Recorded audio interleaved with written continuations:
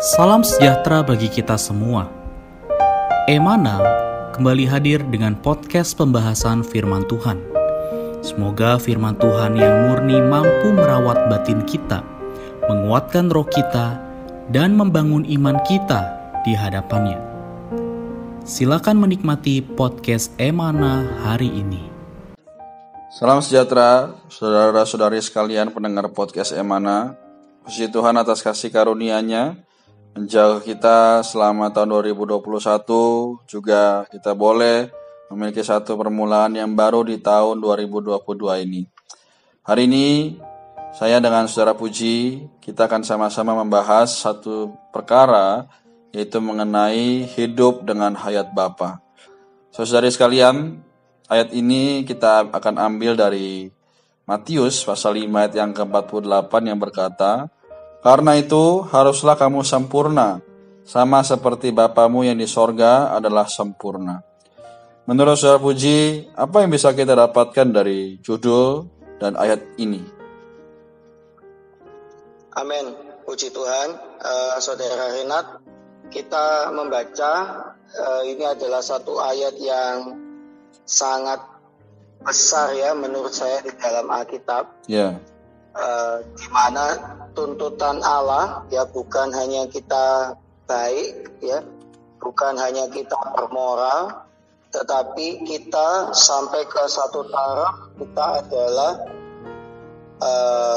menjadi sempurna ya. Amin.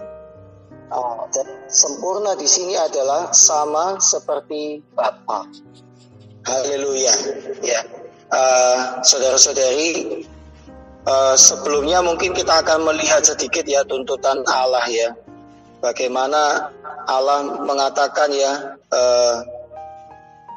hukum ya, mengatakan hukum yang diberikan oleh Tuhan Yesus di atas gunung ini ya, mengungguli ya segala moralitas manusia.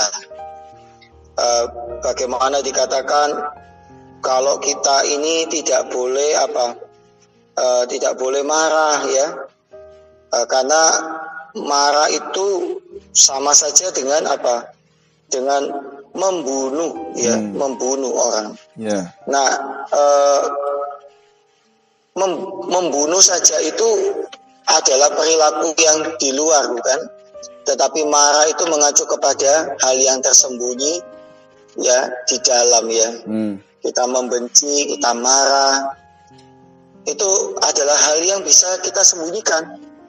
Tetapi tuntutan Tuhan ya, bukan hanya perbuatan yang di luar, bahkan mulai dari perbuatan yang di dalam pun, itu kita mengatakan bahwa tuntutan hukum Tuhan di dalam perjanjian baru ini jauh melampaui ya hukum manapun ya yang sampai sekarang ini saya pernah dengar ya, saudara-saudari ya. Yeah. Nah, lalu ada lagi misalkan menampar pipi kanan ya, lalu kita sampai memberikan pipi kiri. Kalau orang bermoral ya, dia tidak membalas saja itu sudah sangat baik ya. Ketika ditampar lalu dia tidak membalas, itu sudah sangat bermoral ya, sudah sangat baik. Kalau membalas itu adil ya kan, karena gigi dibalas dengan gigi, mata dibalas dengan mata ya. Tetapi di sini bukan hanya membalas, bukan hanya tidak membalas ya, tetapi bahkan memberikan pipi kita yang sebelah lagi ya, untuk ditampar. Ini jauh melewati batas keadilan dan batas moralitas ya manusia, kebaikan manusia. Lalu apalagi berjalan ya, orang memaksa kita berjalan 1 mil, kita berjalan 2 mil, ini berarti menambahkan lagi ya. Lalu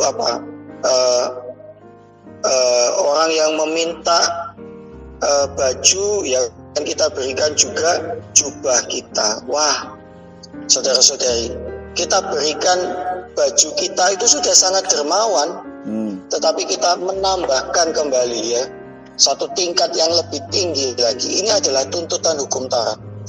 saya merasa ya, saya sendiri juga kalau membaca ini ya, saya mengatakan kepada diri saya sendiri, siapa yang bisa? Ya, siapa yang bisa? Saudara-saudari, tetapi puji Tuhan, ya, Tuhan tidak memberikan tuntutan yang mustahil ya bagi manusia untuk dilakukan. Dan sudah ada contohnya, ya, sudah ada contohnya yang melakukan sesuai dengan tuntutan yang sangat tinggi ini. Nah, contoh itu adalah diri Tuhan Yesus Kristus. Ya. Kita melihat di dalam Alkitab begitu tingginya standar yang Tuhan itu nyatakan di dalam kehidupannya.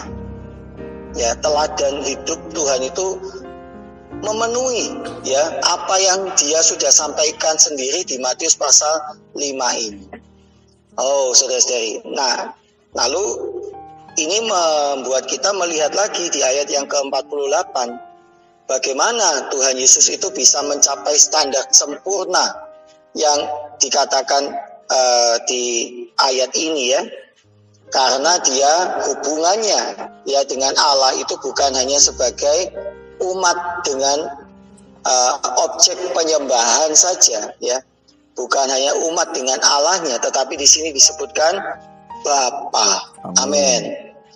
Hubungan Tuhan Yesus dengan Allah itu adalah hubungan hayat ya, yaitu apa? Anak dengan Bapanya. Bagaimana Bapa itu sempurna, yaitu dinyatakan juga di dalam anak. Nah, hari ini saudara-saudari, kita juga memiliki hayat yang sama ya, seperti hayat yang dimiliki oleh Tuhan Yesus. Ya, karena apa?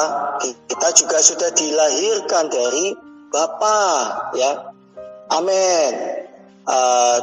Yohanes ya pasal 5 ya, di sana dikatakan bahwa kita ini sudah dilahirkan dari air dan roh. Ya. Oh, puji Tuhan ya, bahwa kita ini dilahirkan dari air dan roh, saudara-saudari. Amin. Di sana dikatakan, maaf saya meralat ya, Yohanes 3 ayat 5 ya. Jawab Yesus, aku berkata kepadamu, sesungguhnya jika seorang tidak dilahirkan dari air dan roh, ia tidak dapat masuk ke dalam kerajaan Allah. Nah, roh di sini adalah roh kapital ya, roh dengan huruf R kapital. Artinya ini adalah roh Allah.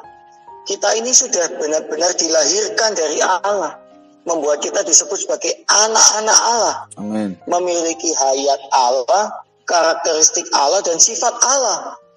Nah, inilah yang membuat kita itu bisa sempurna. Amin. Nah, satu lagi hal yang sangat baik ya di ayat ini adalah sama seperti Bapa. Saudara-saudari, sama seperti Bapa itu menunjukkan apa? Menunjukkan bahwa kita ini, amin, kita ini adalah bisa menampilkan diri Bapa. Amin. Ya, mengekspresikan Bapa di dalam kehidupan kita. Saudara-saudari, ini seperti apa? Kembali lagi ya, seperti tujuan Allah di dalam Kejadian pasal 1 ayat 26. Yaitu ketika dia menciptakan manusia menurut gambar dan rupa Allah. Amin. Ya. Haleluya, saudara-saudari. Kehidupan kita sudah ditetapkan dari awal. Kita menampilkan diri Allah, menampilkan rupa dan gambar Allah. Dan ya kan, Allah memberikan kita caranya bagaimana kita bisa sanggup menjadi sempurna, menjadi sama ya di dalam perbuatan, di dalam perilaku, cara berpikir kita, moralitas kita yang sangat tinggi ini dengan apa? Dengan kita memperhidupkan kehidupan Allah, bukan kehidupan manusia. Moralitas manusia tidak bisa memenuhi tuntutan Allah ini. Nah, ada satu lagi kuncinya ya, bagaimana secara praktis ya kita bisa menempuh kehidupan yang demikian. di kitab Roma ya, saudara-saudari, di kitab Roma pasal 8 di sana dikatakan bahwa tuntutan hukum Taurat ini digenapi ya melalui kita hidup, melalui kita hidup di dalam roh, saudara-saudari. Kalau kita hidup di dalam roh, maka kita bisa memenuhi tuntutan hukum Allah yang sangat tinggi ini. Begitu kita hidup berdasarkan moralitas manusia kita, kita mungkin paling mentok jadi orang yang adil, membalas orang menurut perbuatannya, adil. Atau kita menjadi orang yang baik, ya kan, ketika kita diberikan satu perilaku yang jahat, kita menahan diri, kita tidak membalas, yaitu hanya sekedar menjadi manusia yang baik. Tetapi saudara-saudari, kita diberikan satu hayat, dan hayat ini memampukan kita untuk hidup di dalam satu tingkatan yang sangat tinggi. Dan ini hanya bisa kita lakukan ketika kita ada di dalam roh. Amin. Kita dilahirkan oleh roh di dalam Yohanes pasal 3 ayat 5. Sehari-harinya kita di dalam hidup kita juga harus hidup di dalam roh. Kembalilah ke dalam roh ya. Apapun yang menekan kita, saat kita emosi, saat kita memiliki hawa nafsu ya, saat kita hendak marah ya, saudara-saudari, kita perlu kembali ke dalam roh. Ya, paling baik adalah dengan satu jalan yang sering kita juga katakan, yaitu menyeru kepada nama Tuhan ya. Ini menjadi doa kita yang sangat singkat dan jalan yang paling cepat ya bagi kita untuk kembali ke dalam roh kita. Amin. Ketika kita menyeru, oh Tuhan Yesus ya, kita langsung dibawa kembali ke dalam roh. Puji Tuhan. Amin. Amin. Jadi saudari ya, kita telah mendengar tadi apa yang dikatakan saudara Puji, juga sangat menerangi saya, terutama dalam penghidupan sehari-hari. Ya, bagaimana bukan hanya kita menjadi orang yang adil, namun perlu kita menjadi orang yang sempurna, sama seperti Bapa. Jadi saudari, memang tidak mudah, tapi perlu kita terus belajar tinggal dalam Tuhan. Karena kalau kita tinggal dalam Tuhan, maka Tuhan akan bisa mengerjakan segala sesuatu yang sesuai dengan kehendak-Nya, bukan sesuai dengan kehendak kita.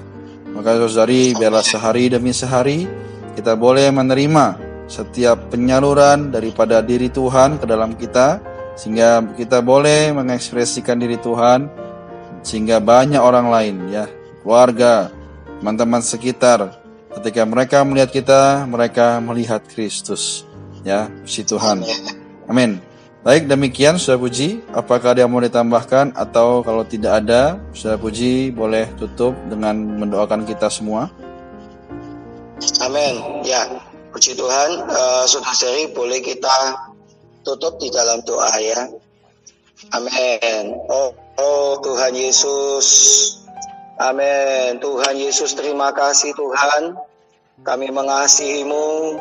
Tuhan, kami mengasihi firman-Mu. Tuhan, firman-Mu yang memiliki tuntutan yang begitu tinggi. Bahkan Dikau menghendaki agar kami menjadi sempurna, sama seperti Bapa. Terima kasih Tuhan atas firman ini. Tuhan, di sini kami melihat bahwa hubungan kami dengan Engkau, Tuhan, adalah hubungan hayat. Kami adalah anak-anak-Mu, Dikau adalah Bapa kami. Dikau memberikan hayat yang sempurna, hayat yang tertinggi, yang melalui hayat ini kami mampu, Tuhan, hidup sama, Tuhan, mengekspresikan Dikau, sama seperti ketika Tuhan Yesus hidup di atas muka bumi. Kiranya kami, Tuhan, bersandar kepada Roh-Mu, yang memampukan kami hidup menurut standar yang tertinggi ini. Bukan berdasarkan kepada kebaikan kami, bukan berdasarkan kepada moralitas kami, Tuhan. Tuhan Yesus, ajari kami hidup di dalam Roh. Setiap saat berpaling ke dalam Roh dengan menyeru kepada nama-Mu. Terima kasih Tuhan Yesus. Amin. Amin. Puji Tuhan. Terima kasih Amin. Saudara Puji. Ya. Yesus hari, Tuhan berkati kita semua. Tetap sukacita di dalam Tuhan. Amin. Amin. Berdoa. Amin. Sekian pembahasan firman porsi hari ini. Sampai jumpa di podcast berikutnya. Jangan lupa untuk download aplikasi Emana pada handphone Anda untuk manfaat yang lebih banyak. Tuhan Yesus